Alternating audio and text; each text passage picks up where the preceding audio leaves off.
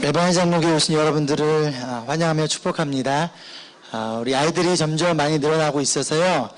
여러분들 많은 관심과 좀 케어가 필요한 상황입니다. 특별히 아이들 예배 이후에 약 50명 정도 되거든요. 막 뛰어다니다 보니까 도로로 나갈 때도 있고요. 또 넘어질 때도 있고요. 여러 가지 좀 어려운 상황 가운데 있습니다. 여러분들 관심 가져주시고요. 또한 기도도 부탁드리겠습니다. 우리 느헤미야 말씀 함께 계속 보고 있는데요. 오늘 말씀은 느헤미야 10장 28절로 저희 39절까지 말씀입니다.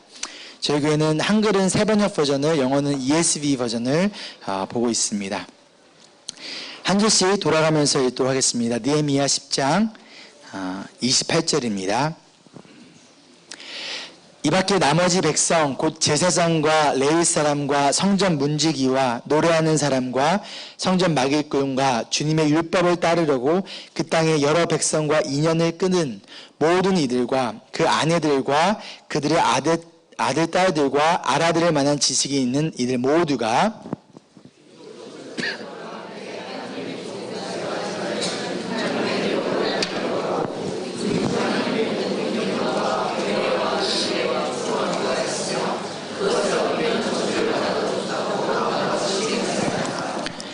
우리는 딸을 이 땅의 백성과 결혼시키지 않는다. 우리는 아들을 그들의 딸과 결혼시키지 않는다.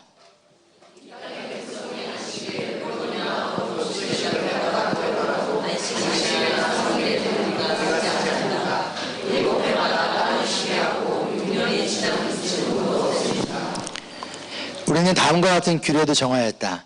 하나님의 성전 비용으로 쓰도록 우리는 해마다 3분의 1 세겔씩 바친다.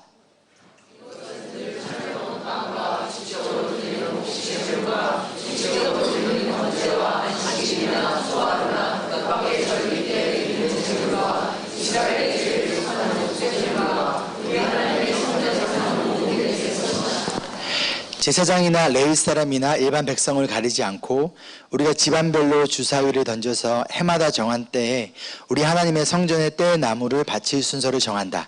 그것은 율법에 기록된 대로 우리 주 하나님의 제단에서 불 사를 때에 쓸 나무이다.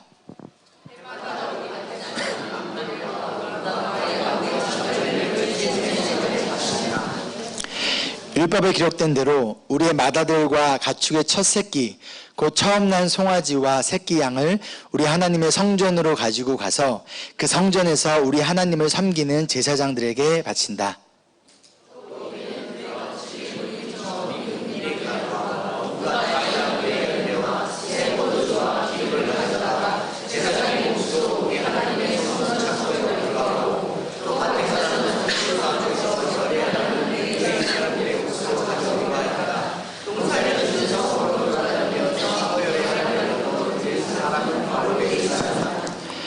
레위 사람이 열의 하나를 거두어 들 때에는 아론의 자손인 제사장 한 사람이 같이 다니기로 하였다. 레위 사람은 거두어 들인 열의 하나에서 다시 열의 하나를 떼어서 우리 하나님의 성전 창고의 여러 방에 두기로 하였다.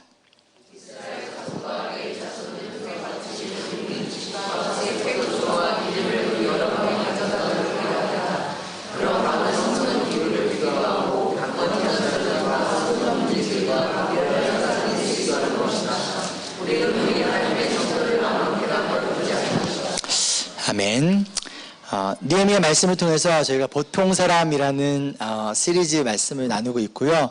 오늘 11번째 시간입니다. 이제 다음 주랑 그 다음 주 두 번만 더 남았거든요. 총 13번에 걸쳐서 저희가 느헤미야 말씀을 함께 보고 있습니다. 오늘은 하나님을 신뢰하는 자의 삶의 모습인 무엇인가 함께 보도록 할 건데요. 지난주는 저희가 시드 헌신 예배로 인해서 잠시 느헤미야 말씀을 멈췄고요. 2주 전으로 한번 돌아가 볼까요? 2주 전에 저희가 9장 1절부터 3절 말씀을 통해서 하나님을 만난 자의 4가지 삶의 변화에 대해서 나눴습니다. 여러분 다 기억하시죠? 첫 번째 변화가 무엇이었죠? 그렇죠. 정체성의 변화입니다. 하나님의 자녀로서 또 내가 하나님의 피조물로서의 정체성을 알고 인정하고 정체성이 변화가 되면 두 번째 어떤 변화가 일어난다? 관계의 변화가 일어난다. 세 번째 어떤 변화? 입술의 변화가 일어난다. 네 번째 어떤 변화요? 시간의 변화가 일어난다라고 아주 잘하셨습니다, 여러분. 끝나고 사무실에 오시면 제가 사탕 하나씩 좀 드리도록 할게요. 하나님을 만난 자의 변화에 대해서 나눴는데요. 그렇다면 오늘은 하나님을 신뢰하는 자, 하나님을 만났고요. 그 다음에 하나님을 신뢰하는 자로서 우리는 어떻게 살아야 할 것인가, 즉 신뢰하는 자의 모습은 어떠한지를 바라봄을 통하여서 나는 하나님을 신뢰하고 있는가, 나의 삶의 부분에서 내가 혹시 이 영역에서는, 이곳에서는 하나님을 신뢰하지 않고 있지는 않은가 한번 스스로 점검해 보면서 우리가 어떻게 하면 하나님을 신뢰하며 살아갈 수 있을지 함께 좀 나눠보도록 하겠습니다. 먼저 우리의 마음을 위해서 기도하도록 하겠습니다. 말씀으로 이 세상을 창조하신 주님 앞에 이 시간 나아갑니다. 주님의 말씀이 우리의 마음을 회복시켜 주시고 회개시켜 주시고 또 믿음의 결단을 시간이 될 수 있도록 인도하여 주시옵소서. 특별히 하나님을 신뢰하는 자의 삶의 모습이 어떠한지를 바라봄을 통하여서 우리가 하나님을 신뢰하며 우리의 인생을 살아가기를 소망하며 살아계신 예수님의 이름으로 기도합니다. 아멘. 먼저 오늘 본문 말씀 이전에 나오는 우리 9장 4절부터 우리 37절까지의 말씀을 보면요, 이스라엘 백성들이 자신들의 조상들이 어떻게 평생을 하나님의 말씀을 어겨왔는지를 회고합니다. 다시금 기억을 합니다. 그 가운데서 변함없이 하나님의 용서하심과 은혜에 대해서도 그들이 기억하며 그 가운데서 하나님을 찬양하고 하나님께 경배를 돌려드립니다.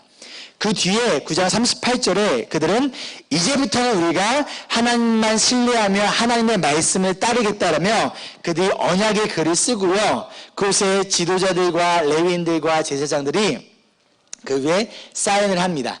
이 언약을 이제부터 우리가 지키겠습니다. 그러나 2절부터 그러나 이어서 10장 1절부터 오늘 본문 말씀 전인 27절까지요, 이 언약에 사인을 한 사람들의 이름이 나옵니다. 느헤미야를 시작으로 해서 제사장들과 레위인들과 그리고 지도자들의 이름이 하나씩 다 기록되고 난 다음에 오늘 말씀이 시작이 되는데요. 오늘 말씀의 28절과 29절의 말씀을 보면, 즉 느헤미야, 제사장, 레위인들, 지도자들 뿐만 아니라 남자나 여자나 할 것 없이, 그리고 언약을, 이 하나님의 언약을 이해할 수 있는 사람들은 그 나이가 몇 살이든 상관없이 그들이 다 모입니다. 그런데 그들이 하나님 앞에 맹세하기를, 우리가 이 언약을 하나님만 신뢰하며 하나님의 말씀만을 지키며 따르겠습니다 라는 이 약속을 지키지 않는다면 어떻게 되리라? 저주를 받아도 좋습니다 라는 맹세를, 서약을 이들이 합니다. 우리가 하나님을 믿는 자로서 가장 중요한 것이 무엇일까요? 어떤 것이 가장 중요하다고 여러분 생각합니까? 하나님을 믿는다면요, 하나님을 신뢰한다는 거예요. If you believe in God, believing, you trust in God. 그렇죠? believe, 믿는다면 우리는 하나님을 신뢰한다는 거죠. 그러면 신뢰한다는 것은 무엇을 의미할까요? 그분을 신뢰한다는 얘기는요, 하나님의 말씀에 순종한다라는 거예요. Believing, trusting, and obeying the word of God. 하나님을 믿는다면, 하나님은 그분이 나의 창조주시고 나의 구원자이시며 그런 것을 믿는다면 그분이 내 인생을 이끌어 가신다는 그 신뢰가 우리 가운데 있어야 된다는 거죠. 그 신뢰가 있다라면 우리는 어떻게 할 수 있다는 거예요? 하나님이 어떠한 말씀을 하시든 간에 하나님을 신뢰하기 때문에 그분의 말씀을 순종한다라는 거예요. 지금까지 이스라엘 백성들이 수많은 죄의 모습들을 보여줬습니다. 그러나 그들이 많은 죄를 보여줬지만 사실 그의 죄들의 모습은 딱 한 가지 문제였습니다. 어떤 문제였을까요? 하나님의 말씀에 순종하지 않는 거. 그렇죠? 그리고 하나님의 말씀에 순종하는 이유는 무엇이었을까요? 거꾸로 가볼까요? If you don't obey the word, why? No trusting. 신뢰하지 않기 때문에. 그럼 왜 신뢰하지 않을까요? Not believing. 믿지 않기 때문이라는 것이죠. 정말로 믿는다면 if you truly believe in God as your Savior and the Creator of the world, you put your faith in Him, trust in Him. 맞죠? 그 다음에 어떻게 하는 거예요? Obey His word, whatever He says. 그럼에도 불구하고 이스라엘 백성들의 문제는 무엇이었습니까? 많은 죄를 보였지만 사실 한 가지 문제였어요. 말씀을 순종하지 않았다는 것. 그것은 하나님이 하나님을 신뢰하지 않았다는 것, 그것은 곧 하나님 나의 창조주이자 내 인생의 주인이시며 나의 왕이며 나의 구원자라는 사실을 어찌 보면 진짜로 혹은 믿지 않았을 수도 있지 않을까요? 하나님을 진정으로 믿는 자는요, 하나님을 신뢰합니다. 그렇죠? 그 신뢰가 있기 때문에 그 신뢰한 자는 어떠한 상황과 환경에 상관없이 하나님의 말씀을 순종하기 위해서 최선을 다합니다. 실패할 때도 분명히 있습니다. 완벽함을 말씀드린 것이 아니에요. 그러나 타협하지 않는다는 거예요. 그 가운데서 그 말씀에 순종하며 나아간다라는 것이죠. 하지만 반대로 하나님을 신뢰하지 않는 자는 자신의 상황과 환경을 핑계 삼아 하나님의 말씀에 순종하지 않습니다. 결국 이 하나님의 말씀에 대한 우리의 반응이 무엇을 보여줍니까? 하나님에 대한 신뢰를 보여주고요. 그것은 곧 하나님에 대한 우리의 믿음을 나타내지 않을까요? 야고보서 2장에 이렇게 말씀합니다. 2장 14절 함께 읽어볼까요? 시작.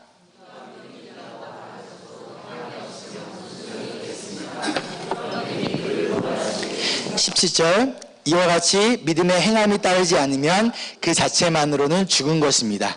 즉 믿고 행하야지만 구원받는다라는 것이 아니라 진짜로 믿는다면 믿는다면 신뢰가 있는 거고요. 그 신뢰가 있다면 내가 믿는 그분의 말씀을 따른다라는 것이죠. 즉 내가 하나님의 말씀에 불순종하고 있고 따르지 않다라는 것은 곧 무엇을 보여준다는 거예요? 그 열매가 나의 뿌리를 보여준다라는 것이겠죠. 즉 믿는 만큼 신뢰하는 만큼 행동한다라는 거예요. 말씀에 대한 순종이 곧 하나님을 향한 나의 신뢰와 우리의 믿음을 보여준다라는 것이죠. 그리고 하나님은 똑똑한 사람, 건강한 사람, 능력 있는 사람들을 사용하신 것이 아니라 똑똑하든 똑똑하지 않든 능력이 있든 없든 돈이 있든 없든 상관없이 성경에서 말하고자 하는 모든 하나님께서 사용했던 모든 사람들은 어떤 사람들이었어요? 하나님을 신뢰했던 사람들이에요. 그러니까 하나님의 말씀을 듣고 그 말씀대로 살고자 몸부림쳤던 그런 자들을 보시며 하나님이 기뻐하시고 그런 자들의 인생을 통하여서 하나님의 나라와 뜻이 이루어졌다는 거예요. 하나님의 말씀을 순종하지 않고 신뢰하지 않고 믿지 않는 사람에게 하나님께서 그들의 인생 가운데서 무엇을 이룰 수 있겠습니까? 그런 자들을 통해서 오히려 자신의 영광과 오히려 하나님의 영광이 떨어질 뿐이죠. 그러나 건강하든 건강하지 않든 돈이 있든 없든 능력이 있든 없든 상관없이 하나님을 신뢰하며 하나님의 말씀을 붙들고 그 말씀대로 살아가려고자 몸부림치는 자들에게 하나님 그분을 신뢰하는 자들에게 하나님께서 그런 자들을 통하여서 하나님의 나라를 이루어 가셨다라는 것이죠. 아멘. 하나님의 말씀에 순종하는 것은 곧 하나님을 신뢰하는 자의 첫 번째이자 가장 기본이 되는 것이라는 것을 우리가 먼저 기억했으면 좋겠습니다. 아멘. 그렇다면 이 가운데서 우리 한번 시작해 보도록 하겠습니다. 30절 말씀 읽어볼게요. 시작.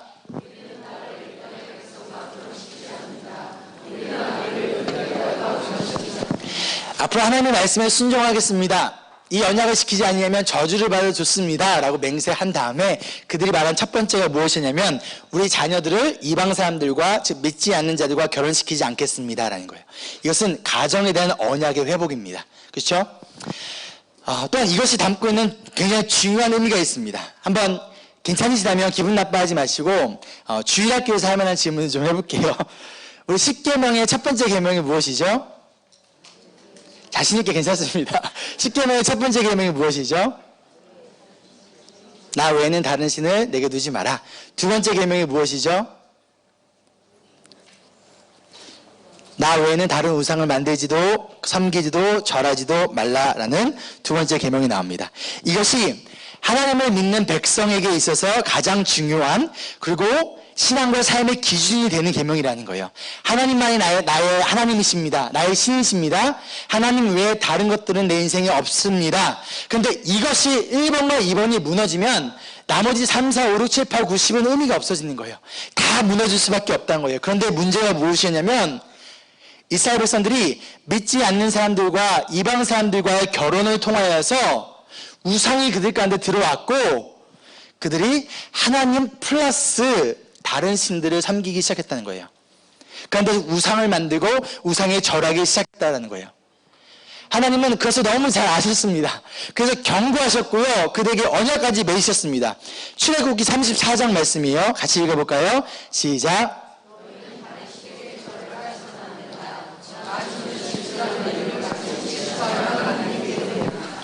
너희는 그 땅에 사는 사람들과 언약을 세우지 말아라.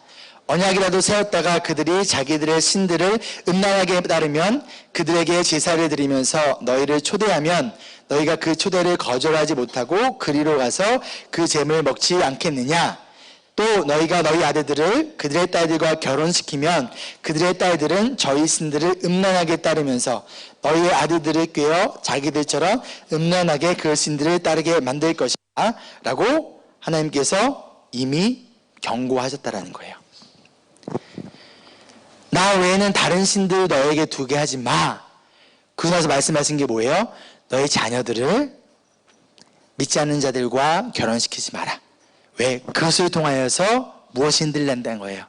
가정의 언약이 깨지고 그 가운데에서 그들이 하나님을 떠날 수 있다는 거예요.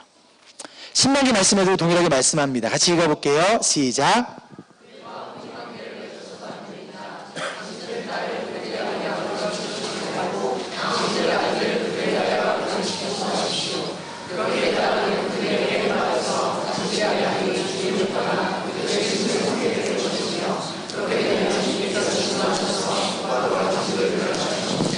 그런데 문제는 무엇입니까? 이들이 이 말씀을 분명히 알았음에도 불구하고 이들이 이 말씀을 지키지 않았다는 것이죠.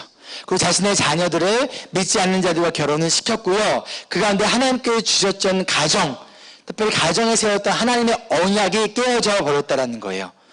그런데 중요한 것은 하나님이 분명히 알려주셨음에도 불구하고 왜 그들은 결혼을 시켰을까요? 왜 그랬을까요? 왜 하나님 말씀에 불순종했을까요? 하나님을 신뢰하지 않았기 때문이라는 것이죠. 그들이 그 상황 가운데서 하나님을 신뢰했다라면 그 말씀을 지켰을 거라는 거예요. 그러면 왜 그들은 하나님을 신뢰하지 않았을까요? 무엇이 그들을 향한 하나님의 신뢰와 믿음을 흔들어 놓았을까요? 신명기 7장 이어지는 7절부터 11절 말씀을 보면요, 하나님께서는 너희들이 힘이 약한 백성이라는 것을 말씀하고 계세요. 그럼에도 불구하고 너희가 노예였음에도 불구하고 내가 하나님이 그들을 애굽에서 구원내셨다는 것을 그들에게 말씀해주고 계십니다.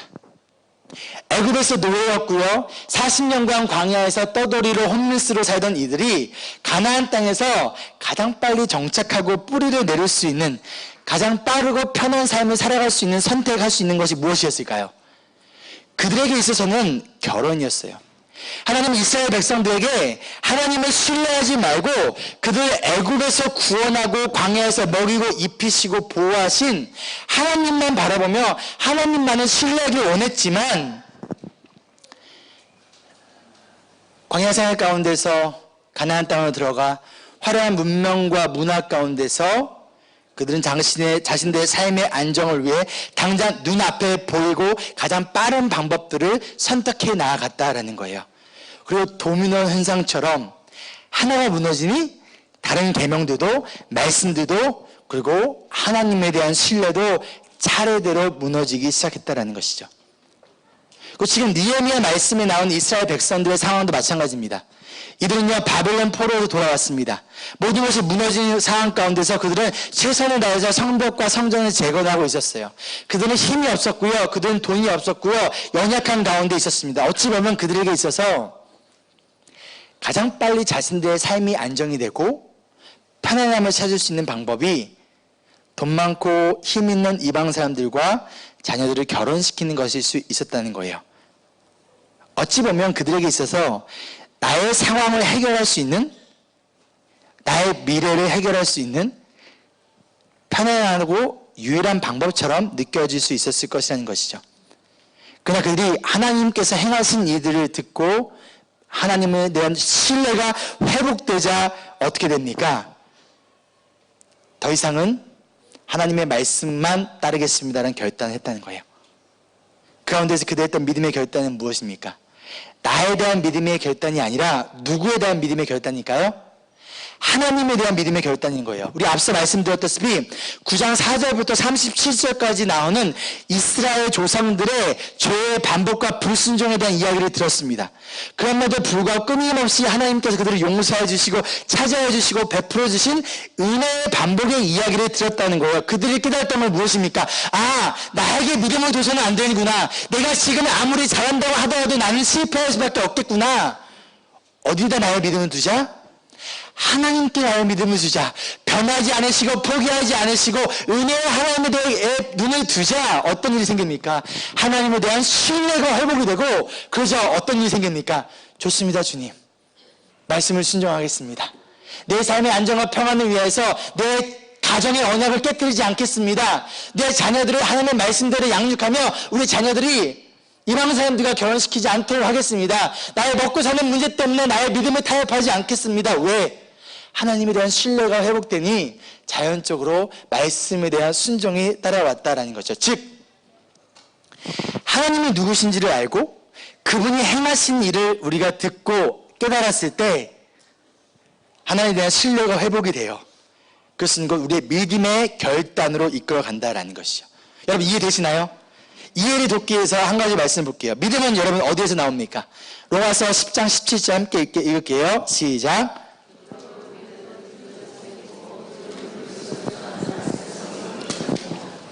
믿음은 율법을 들으면서 생깁니다. 맞습니까? 아니라는 것이죠.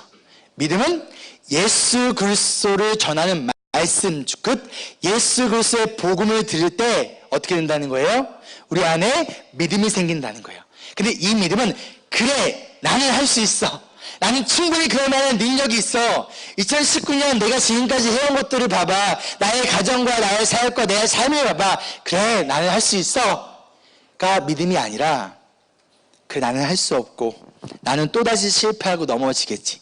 그러나 실패하지 않으시고 나를 포기하지 아니하시는 신실하신 하나님이, 그리고 예수님이, 그분을 믿고 신뢰하며 살아가자. 이것이 바로 하나님을 신뢰하는 자의 삶의 모습이라는 것이죠. 그리고 그것이 바로 우리가 믿는 거라는 거예요. 나를 향한 믿음이 아니라 나를 구원하시고 나를 살리셨고 나를 이끌어 가시는 하나님에 대한 믿음이라는 거예요.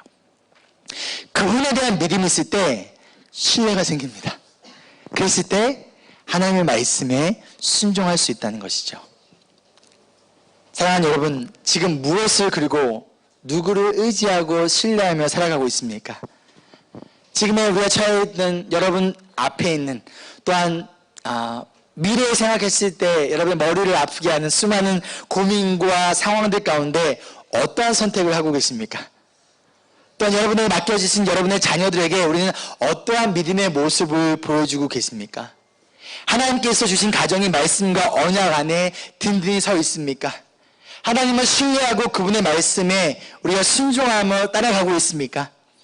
하나님은요, 자신을 신뢰하고 그분의 말씀에 순종한 자들을 통하여서 그런 자들의 삶에 분명하게 일하시고 그런 자들을 찾으시며 그런 자들을 통하여서 하나님의 뜻이 하늘에서 이루어진 것 같이 이 땅에서도 이루어지는 하나님의 나라의 일꾼으로서 사용하여 줄 믿습니다. 믿으시면 우리 아멘을 받으시기 바랍니다. 아멘. 이어지는 이스라엘 백성들의 믿음과 신뢰의 회복은요, 무엇의 회복이 있냐면 안식일과 안식년의 회복으로 이끌어졌습니다. 오늘 31절 말씀 같이 읽어볼게요. 시작.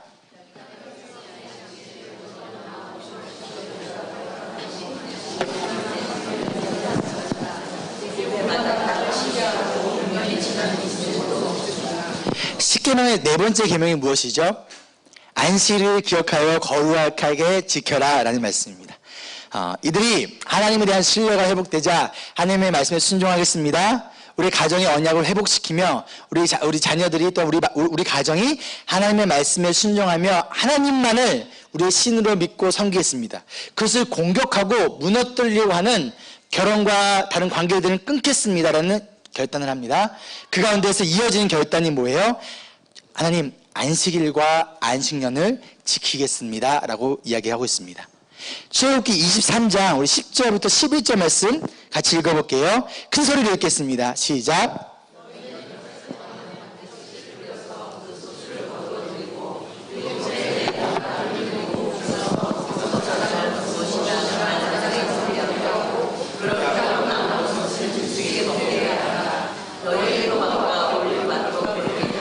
지금 안식년에 대해서 명령하고 있습니다. 이어서 12절 읽겠습니다. 시작.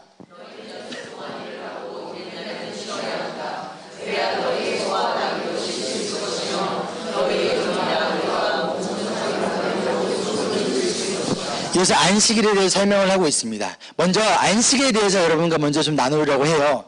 구약의 안식일은 언제였죠? 토요일이었습니다. 그러나 신약시대에서는 예수님께서 부활하신 일요일을 주일, 로즈데이라고 해서 우리가 안식일을 지키고 있습니다. 안식일에는요, 자신뿐만 아니라 자신의 종들까지도 일하지 시키지 않았다는 거예요. 오늘날을 적용하면 크리스천 오너가 비즈니스라는 분이 나만 나와서 주일날 예배드리고 안식일을 시키는 것이 아니라 그 비즈니스 자체를 다 쉬는 것을 의미를 합니다. 그리고 물건조차 사지 않았다는 것이죠. 그 안식년은 어떤 뜻이냐면 6년 동안 농사를 짓고 7년째 되는 날에는 그 땅을 쉬게 하는 게 안식년이었습니다. 지금 이스라엘 백성들이요, 하나님에 대한 신뢰가 회복이 되니까 무엇이 회복이 됩니까? 안식일과 안식년이 회복됐다는 거예요. 왜일까요? 하나님에 대한 신뢰와 안식일의 회복은 과연 무슨 의미가 있을까요? 이렇게 한번 생각해 볼까요? 만약 여러분들이 지금 주일에 열심히 일을 하거나 학생들이 열심히 공부를 하고 있다면 왜일까요? 두 가지 이유가 있을 것 같습니다. 혹시 다른 이유가 있으면 저한테 꼭 알려주세요. 첫 번째 이유는 내가 주일에 일하지 않으면 먹고 사는 게 힘들기 때문이에요. 맞나요? 두 번째 이유는 더 많은 돈을 벌기 위해서예요. 혹시 세 번째 이유가 있습니까? 마찬가지로 우리 아이들이 주일에 공부를 열심히 하고 있다면 두 가지 이유입니다. 첫째, 내가 오늘 공부하지 아니하면 시험을 못 보거나 좋은 대학을 가지 못할 것이라는 나 안에는 두려움이 있다는 거예요. 불안함이 있다는 거예요. 또는 하나님의 말씀에 내가 불순종하면서까지도 더 좋은 성적을, 더 좋은 대학을 가고자 하는 나의 욕심이거나 둘 중에 하나이지 않을까요? 다른 게 있으면 꼭 알려주십시오. 알겠죠? 그러면 이 두 가지 경우 사실 모두 하나님에 대한 신뢰에 대한 문제라는 거예요. 먼저 하나님이 이스라엘에게 안식일을 주신 이유와 목적을 먼저 살펴보도록 하겠습니다. 출애굽기 20장 8절부터 11절까지 함께 읽겠습니다. 시작.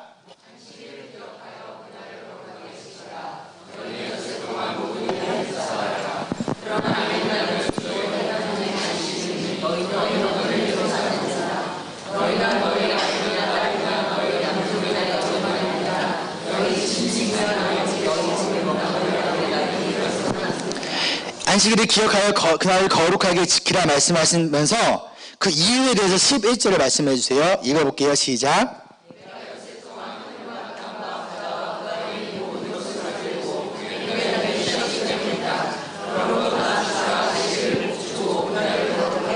자, 왜 안식일을 지켜 행하라고 했습니까? 왜 안식일을 기억하여 거룩하게 지키라고 명령하였습니까? 무엇을 기억하라는 걸까요? 하나님이 이 세상을 만든 창조주라는 것을 기억하라는 거예요. 맞나요? 그러면 그것이 뭘 의미할까요? 무엇을 또 기억하라는 걸까요? 나는 그분의 피조물이라는 것을 기억하라는 얘기예요. 즉, 그것은 세 번째 뭘 말할까요? 하나님과 나와의 관계를 기억하라는 거예요. 그런 데서 무엇을 기억하라? 우리를 만드신 목적을 기억하라는 거예요. 하나님이 나의 창조주이시고 나는 그분의 피조물입니다. 하나님이 나를 만드신 이유와 목적이 있음을 안식일을 지킴을 통해서 기억하라라는 거예요. 그 이어서 또 한 가지 더욱더 기억해야 됩니다. 그것이 무엇이냐면 신명기 5장 15절입니다. 같이 읽겠어요. 시작.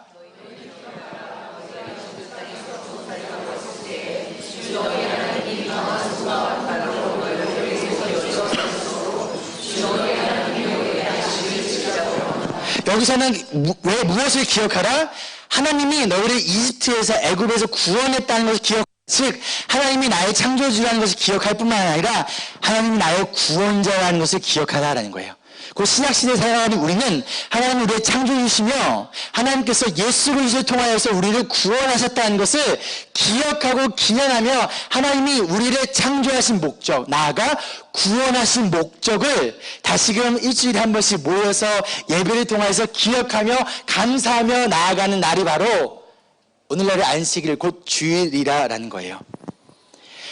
이 안식일을 지키라는 명령을 이스라엘 백성들이 광야에서 처음 받았습니다. 이 말씀을 받았을 때 그들이 화가 나고 짜증났을까요? 그들은 기뻤어요. 믿을 수 없을 정도로 기뻤을 거예요.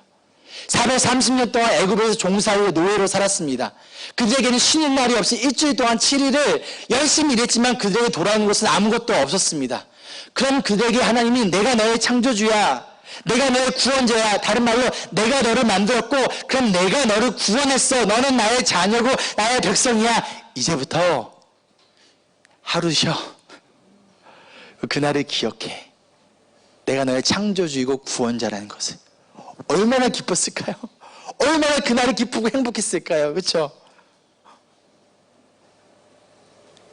그런데 오늘날 사단은 이 안식일의 의미를 우리를 속인다는 거예요. 네가 이날 일하면 돈 더 벌 수 있잖아. 혹은 우리가 하나님을 신뢰하지 못하게끔, 즉 하나님은 우리의 창조주시고 구원자이시고 우리의 아버지라는 것을 기억하지 못하게, 대신 누구를 의지하라? 너 자신을 의지하라 라는 거예요. 이 명령에는 하나님의 약속이 담겨져 있습니다. 어떤 약속이에요? 하나님이 먹이고 입히시겠다는 거예요. 예전에 너희가 7일을 일해야지만 먹고 살 수 있었다면 이제는 6일만 일해도 먹고 살 수 있게 해줄게, 내가 너희를 먹이고 입힐게 라는 하나님의 약속이 그 가운데 담겨져 있었다는 거예요. 그렇죠? 안식년도 마찬가지입니다. 7년째 농사를 짓지 말라는 것은요, 결국 2년 동안 하나님께서 먹이고 입히시겠다는 거예요. 맞나요? 7년째 일을 안 하면 어떻게 될까요? 씨앗을 못 뿌려요. 그럼 8년째 열매를 거둬들 수 없겠죠? 결국에는 2년 동안을 누가 먹이고 입히시겠다? 하나님이 먹이고 입히시겠다라는 거예요. 결국 누가, 어떤 사람이 안식일과 안식년을 지킬 수 있을까요? 하나님을 신뢰하는 사람이에요. 하나님이 나를, 우리 가정을 먹이고 입히신다라는, 그분이 나의 창조주시고 구원자이시고 나의 아버지이시기 때문에 그분이 나를 먹이고 입히신다라는 그 신뢰가 있어야지만, 하늘의 새들을 봐라, 저들의 백합화를 봐라, 다 내가 먹이고 입히지 않느냐, 하물며 내가 너희를 먹이고 입히지 않겠느냐라는 하나님이 나의 아버지 되심을, 창조주 되심을, 구원자 되심을 신뢰하는 자만이 안식년을 지킬 수 있다는 것이죠. 즉 내가 오늘 하루 일하지 않고 공부하지 않더라도 하나님께서 먹이시고 하나님께서 내 인생을 이끌어 가시며 하나님이 나를 그대로 버려두지 않을 거라는 하나님에 대한 그 신뢰가 있어야 가능하다는 것이죠. 사랑하는 여러분, 하나님을 신뢰하고 계십니까? 하나님을 신뢰하지 않으면서 하나님의 공급하심을 바라서는 안 됩니다. 하나님을 신뢰한다면 하나님의 말씀에 순종하는 거예요. 그랬을 때 하나님의 공급하심이, 일하심이 있는 것이, 우리의 문제가 뭐예요? 거꾸로 되는 거예요. 하나님 문제를 해결해 주세요, 공급해 주세요. 그러면 내가 말씀을 듣겠습니다. 그걸 봐서 내가 신뢰하겠습니다. 그러나 하나님은 아니, no. 믿니? 신뢰하니? 그럼 말씀에 순종해봐. 그 다음에 내가 일할게 라는 것이죠. 내가 만약 내 삶에 하나님의 공급하심을 경험하지 못하고 있다면, 하나님 왜 내 문제를 해결해 주지 않습니까? 왜 나에게 필요한 것을 공급해 주지 않으십니까? 라고 하기 전에, 나는 지금 하나님을 정말 신뢰하고 있는가?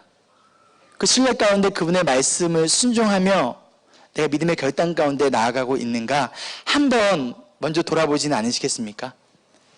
믿음은 예수 그리스도의 복음을 듣는 것에서, 즉 말씀에서 들으면서 난다라고 말씀드렸습니다. 그러나 내 삶의 기적과 내 삶의 변화는요, 듣는 것으로 생기는 것이 아닙니다.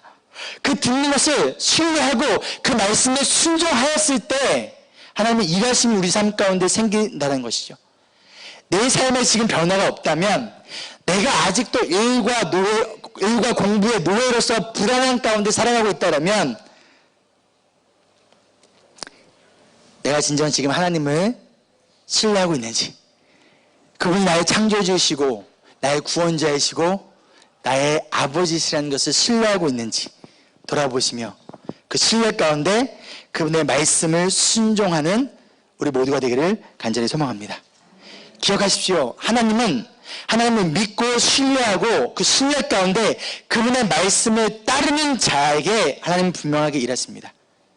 그리고 하나님의 자녀는요, 나의 힘으로 살아가는 인생이 아니라 하나님이 공급하시고 하나님이 일하시는 것으로 살아가는 인생이 바로 하나님의 백성, 하나님의 자녀로서의 인생이라는 것을 믿으시면 아멘으로 받으시길 바랍니다. 또한 내가 주일에 일하지 않아도 충분히 먹고 살 수 있음에도 불구하고 일을 하고 있다면 혹시 돈이 나의 우상으로 되어버린 것은 아닌지 한번 돌아봤으면 좋겠어요. 더 좋은 집, 더 좋은 차, 더 좋은 휴가, 더 편안한 인생을 위해 주의를 온전히 구별하여 지키지 않는다면 마찬가지로 하나님을 신뢰하는 것이 아니라 무엇을 신뢰하는 걸까요? 돈이라는 우상을 신뢰하고 있을 수도 있다는 것이죠. 그렇다면 하루빨리 그 우상을 여러분의 마음에서, 즉 하나님이 있어야 그 자리에서 내려놓으시고 하나님께로 돌아와 그분의 공급하심을 믿고 신뢰하며 살아가기를 간절히 소망합니다. 아멘. 마지막으로 32절 함께 읽을까요? 시작.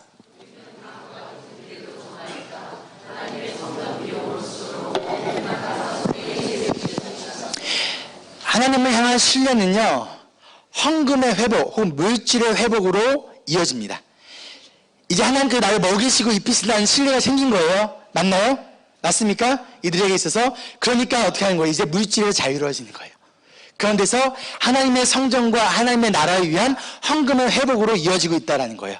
32절부터 39절까지 보면요, 이스라엘 백성들이 총 4가지 종류의 헌금을 드리겠다고 결단하고 있습니다. 첫째가 뭐냐면 성전을 돌보고 관리하기 위한 헌금을 드리겠다라는 고백이었고요. 두 번째로 34절에 보면 제사를 위한 나무를 드리겠다라는 두 번째 헌금으로 나옵니다. 세 번째 헌금은 무엇이냐면 첫 열매를 드리겠다. 내가 농사짓고 얻은 수익의 첫 번째 거를 하나님께 구별하여 드리겠다라는 첫 열매의 헌금이 나오고요. 네 번째 헌금이 무엇일까요? 11조입니다. 나의 열의 하나를 구별하여 하나님께 드리겠다라는 거예요. 그리고 이 세 가지 헌금은요, 이 헌금은요, 4가지 목적을 가지고 있습니다. 첫 번째, 성전의 운영을 위하여서, 두 번째, 예배를 위하여서, 세 번째, 일을 가지고 있지 않았던 제사장들과 레위인들의 생활을 위하여서, 네 번째, 고아와 가부들을 돌보기 위하여서였다는 것이죠. 그리고 이 헌금을 드린 뒤에 그들은 마지막 39절에 뭐라고 선포합니까? 우리는 하나님의 성전을 아무렇게나 버려두지 않을 것입니다 라는 믿음의 선포를 그들이 한다라는 것이죠. 이 4가지 헌금에 대해서 자세하게 설명해 드리고 싶었어요. 준비를 했지만 설교가 너무너무 길어질 것 같아서 제가 최대한 줄이고 최대한 간략하게 좀 설명을 하도록 하겠습니다. 첫 번째 드린 헌금은요, 그 당시에 성전세 같은 거예요. 그들이 3분의 1세겔을 드리겠다고 했는데 원래 성전세는 반세겔이었어요. 근데 그들은 3분의 1만 드리겠다라고 한 거예요. 어차피 더 적은 금액을 드리겠다는 거예요. 근데 그것을 허용을 합니다. 왜 그럴까요? 하나님은 그들의 형편과 상황을 아시는 거예요.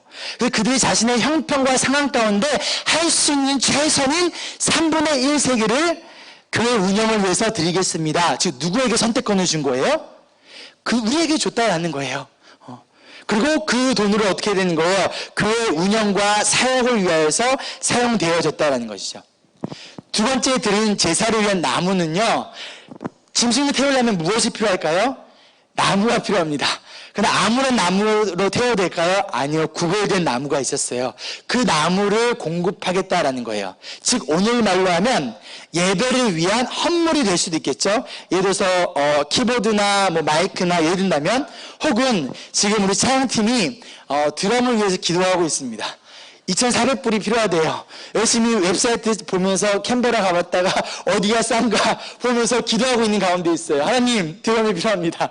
그랬을 때 누군가가 드럼을 사거나 혹은 목적 헌금을 한다라는 것이죠. 예를 들어서 그것이 헌물이라는 거예요.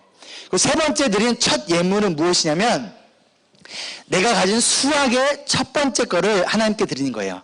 그게 양이면 양인 거고, 오늘날로 얘기하면 내가 새로운 직장을 얻었습니다. 첫 번째 그 직장이에요. 그 직장에서 첫 번째 주급 혹은 첫 번째 월급을 전부 헌금으로 드리는 거예요. 그것이 첫 예물입니다. 그렇게 하는 이유는 무엇이냐면 이 직장을 누가 주셨다는 거예요? 하나님이 주셨다는 것과 그가 나의 감사함 가운데 하나님이 주신 곳이기 때문에 내가 이곳에서 최선을 다해서 일하겠습니다. 하나님 감사합니다라는 믿음의 결단과 고백이 바로 첫 예물이었다는 것이죠. 그리고 내가 나에게 주신 그 모든 것이 누구로부터 왔다는 거예요? 하나님으로부터 왔고 하나님 것이다라는 고백이에요. 제가 대학생 때부터 첫 예물을 드리고 있는데요. 사실 쉽지 않았어요. 처음에는요. 이걸 드리면 내가 어떻게 해야 되지? 그런데 한 번은 좋은 그 과외를 학원을 들어간 적이 있었어요. 근데 고액 과외였습니다. 적은 금액일 때는 쉬웠는데요. 금액이 커지니까 갈등이 되더라고요. 결정이 쉽지 않다는 거예요. 근데 그 가운데서 이것을 누가 주셨다? 하나님이 주셨다는 것을 내가 안다면 그 가운데서 우리가 하나님께 드릴 수 있다라는 것이죠. 마지막 네 번째로 11조는 무엇이냐면 나의 수입의 10분의 1을 하나님께 드리는 것인데 구약시대에는 이것을 누구에게 줬습니까? 제사장과 레위인들 그리고 과부와 고아들에게 줬습니다. 그리고 그것을 받은 레위인들도 그 받은 것의 10분의 1을 띄어서 또다시 하나님을 성전 가운데 드렸다라는 것이죠. 그런데 지금 일이 하나님에 대한 신뢰가 깨지고 하나님부터 멀어지니까 어떤 일이 생겼어요? 하나님께 헌금을 드리지 않았다는 거예요. 그러니까 교회가 관리가 안 되는 거예요. 제대로 예배가 드려지지 않는 거예요. 그런데 제사장과 레위인들이 어떻게 합니까? 돈 벌러 나가기 시작한 거예요. 교회를 돌보지 않고 예배 준비를 안 하고 다들 돈 벌러 나가버렸다는 거예요. 그 가운데서 고아와 과부들을 돌볼 수가 없었어요. 그들이 굶어 죽어가고 힘들어가고 있는 상황 가운데 있었다는 것이죠. 그러나 그들이 하나님과에 대한 신뢰가 회복이 되고 올바른 물질관이 회복이 되니까 즉 하나님이 나를 먹이고 입히실 것이라는 그 신뢰가 회복되니까 어디가 눈이 들어옵니까? 하나님의 성전 즉 나의 사명에 눈이 들어오기 시작했다는 거예요. 그런데 헌금이 회복이 됩니다. 이러한 헌금들은요 말씀드렸다시피 그들이 난민이고 재정적으로 어려운 상황 가운데 있었습니다. 그럼에도 불구하고 내가 많아야 드리는 것이 아니라 여유가 생길 때까지 기다렸다 드리는 것이 아니라 언제 우리가 하나님께 대한 헌금이 회복될 수 있을까요? 하나님에 대한 신뢰가 회복되는 거예요. 신뢰가 되면 회복되면 당연히 물질의 회복과 헌금에 대한 회복도 있다는 것이죠. 만약 내가 온전한 헌금 생활을 하고 있지 않다면 그 이유는 나의 재정의 문제는 아니라고 생각합니다. 왜냐하면 반세기를 내는 거였지만 그들에게 하나님은 3분의 1세기 내게도 허락해 주셨다는 거예요. 그러면 나의 재정의 문제는 아니라는 것이죠. 돈이 많고 적고의 문제가 아니라는 거예요. 무엇에 대한 문제랄까요? 신뢰에 대한 문제라는 것이죠. 하나님이 내 인생을 이끌어 가시고 하나님이 먹이시고 입히실 것이라는 그 신뢰에 대한 문제. 그리고 그 신뢰가 회복되어질 때 재정의 회복이 일어나며 그 가운데서 우리가 돈을 의지하는 것이 아니라 하나님을 의지하고 신뢰하는 자로서의 삶을 살아갈 수 있지 않을까요? 오해하지 마십시오. 하나님이 우리의 돈이 필요한 것이 아닙니다. 절대 아닙니다. 하나님은 무엇을 말씀하고 계신 거예요? 하나님이 있어야 자리에 무엇이 있다는 거예요? 돈이 있다는 거예요. 하나님의 백성이 하나님만 신뢰해야 되는데 지금 내 뱅크 어카운트를 보면서 내 신뢰하거나 불안해하고 있다는 거예요. 하나님은 내가 너희의 인생의 신뢰자로서 구원자로서 아버지로 이끌어 가겠다는 것을 말씀하고 계시고 즉 하나님이 있어야 그 자리에 있는 돈을 스스로 내려놔라. 그때 하나님께서 어떻게 하시겠다? 우리 인생의 주인으로서 우리를 먹이고 입히시며 이끌어 가시겠다라는 하나님의 하나님됨의 선포라는 것이죠. 그러나 사단은 우리를 속입니다. 오늘 칠드런스 토크에서 이야기했던 것처럼 우리를 자꾸만 속여요. 어떻게 속입니까? 꼬셔요. 예수님에게 돌을 가지고 빵을 되게 해라 했던 것처럼 너 충분히 네가 주일날 일하면 돈 더 많이 벌 수 있잖아. 너 능력 그렇게 되잖아. 왜 네가 하나님의 능력을 왜 네가 할 수 있는데 너 그만한 지식과 능력이 있는데 왜 그렇게 살아가니? 즉 하나님을 의지하고 신뢰하기보다는 나와 때론 물질을 신뢰하고 의지하게끔 우리를 속이고 있다라는 것이죠. 그런 데서 우리를 속입니다. 누가 너의 인생을 너의 노후를, 너의 미래를 보장할 것이다? 하나님이? 아니면 우리의 돈이? 하나님 말씀하세요. 너의 인생은 누가 보장할 것이다? 하나님께서 보장하실 것이다 라는 것이죠. 우리 무엇을 신뢰하고 있습니까? 우리 저를 비롯하여 이 자리에 있는 모두들 사실 물질에서 자유로운 사람들이 많지 않습니다. 우리 돈에 대한 신뢰를 내려놓고 하나님에 대한 신뢰로 돌아갔을 때 자연적으로 우리 삶 가운데 하나님께 주신 기쁨과 평안이 있을 줄 믿습니다. 아멘. 누가복음 12장 34절에 예수님께서 말씀하십니다. 같이 읽어볼까요? 시작.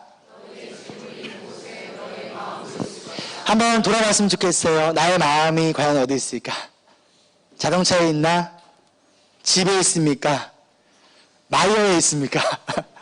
아니면 카페에 있습니까? 아니면 하나님이 계신 그곳에 우리의 마음도 있습니까? 이스라엘 백성들이 헌금이 회복되자 그들이 이러한 결단을 합니다. 39절 마지막 노란 부분 읽겠습니다. 시작. 우리는 우리 하나님의 성전을 아무렇게나 버려두지 않을 것이다. 즉 하나님의 성전을 버려두지 않겠다라는 결단을 합니다. 하나님을 신뢰하는 자는요, 한마디로 하나님의 일들을, 사역들을, 그리고 교회를 아무렇게나 버려두지 않는다라는 거예요. 교회 재정이 어떻든, 어떻게 교회가 운영이 되든 말든, 예배가 잘 드려지든 말든, 우리 교회가 전도와 선교의 사명을 지금 잘 감당하고 있든지 말든지 관심을 가지지 않고 있다라면 우리 마음이 지금 하나님께 있지 않고 다른 곳에 있을 수 있다라는 거예요. 하나님을 진정으로 사랑하고 그 구원의 은혜를 알고 하나님을 신뢰하는 자는요, 하나님의 교회를 절대 그대로 내버려둘 수 없다라는 거예요. 몇 개월 전에 제가 교회 재정 관련돼서 광고를 한 적이 있었습니다. 저희 교회 재정 상황이 좋지가 않아서 교회 운영과 사역을 위해서 한 주에 이만큼의 헌금 수입이 필요합니다. 교회 재정에 관심을 가져주시고 마음을 다해 헌금에 동참해 주세요라고 부탁을 드렸습니다. 그때 감사하게도 많은 분들이 11조를 하기 시작하셨고요. 또 많은 분들이 또 헌금을 더 하기 시작하셨어요.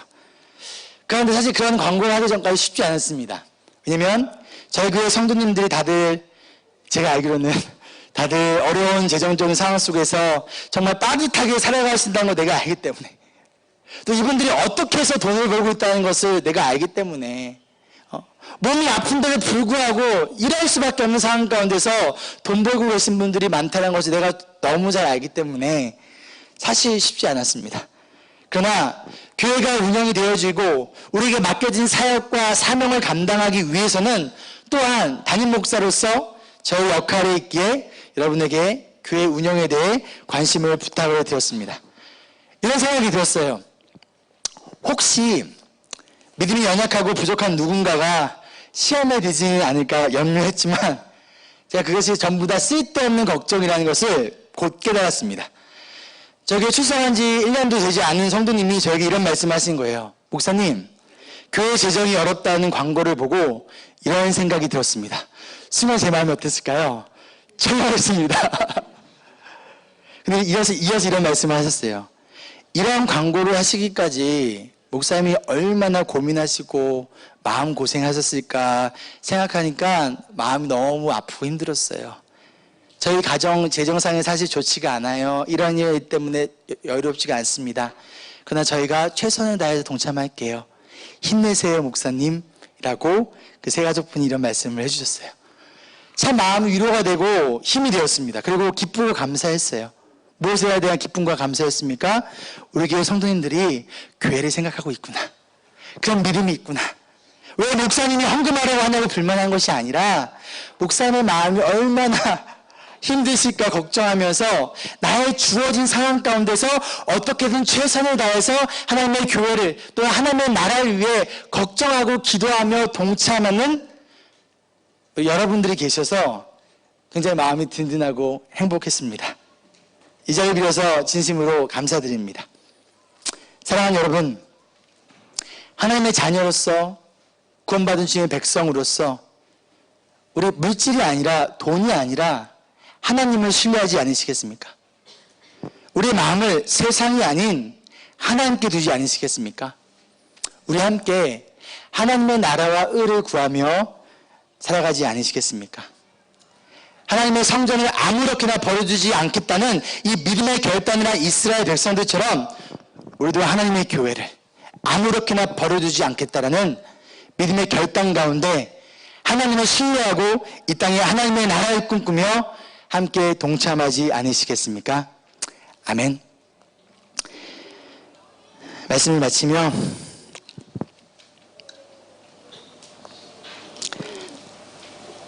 하나님을 신뢰하는 자는요, 하나님의 말씀에 순종합니다.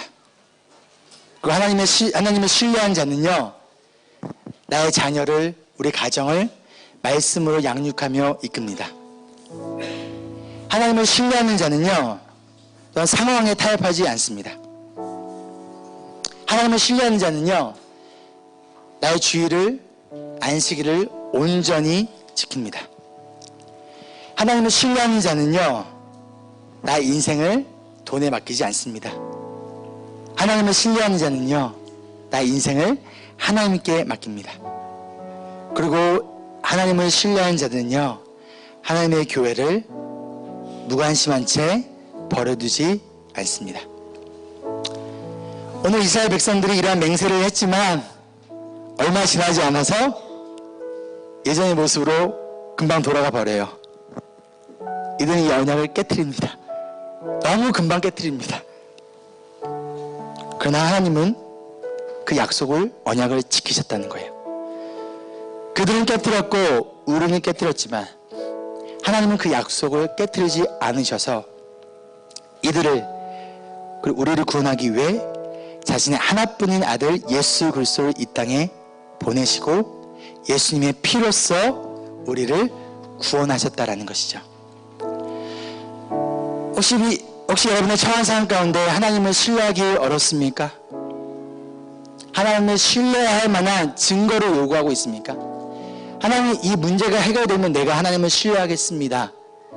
하나님, 이 문제가, 이 상황이 해결되면 내가 올바로 사역하며 살아가겠습니까? 라며 하나님에 대한 신뢰를 요구하고 있습니까? 그렇다면 기억하십시오. 이미 하나님은 우리에게 신뢰의 증거인 예수 그리스도를 주셨다는 거예요. 만약 우리가 이 신뢰의 증거인 예수님을 믿지 못한다면, 그 가운데서 이 증거가 충분하지 않다라면, 자꾸만 또 다른 증거를 요구하고 있다라면, 그 증거를 주신다고 한들 우리가 과연 신뢰하며 살아갈까요? 아니요. 또요. 하나님을 진정한 믿는 자는, 하나님을 진정한 신뢰한 자에게 하나님이 우리의 아버지 되시고 우리의 구원자 되시고 창조주 되신다는 증거는, 또한 우리를, 여러분의 인생을 버리지 않고 이끌어 가신다는 증거는 예수 그리스도 한 분뿐임을 믿으시며 그분만이 충분하심을 믿으며 나아가는 우리가 되길 소망합니다.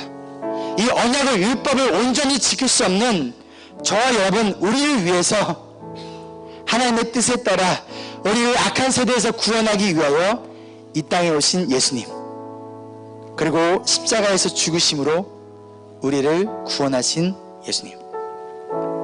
사랑하는 여러분, 여러가지 힘들고 어려운 상황 가운데서 하나님을 신뢰할 수 없을 때 조용히 눈을 들어 십자가를 바라보지 않으시겠습니까?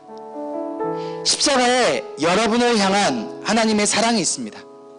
십자가에 우리의 인생의 소망이 있습니다. 십자가에 여러분을 포기하지 않으시고 가장 선한 곳으로 이끌어 가시며 우리를 버리지 않고 포기하지 아니하시는 하나님을 바라보고 의지하며 그분만을 신뢰하며 나아가는 우리 모두가 되기를 간절히 소망하며 축복합니다. 우리 함께 찬양할게요.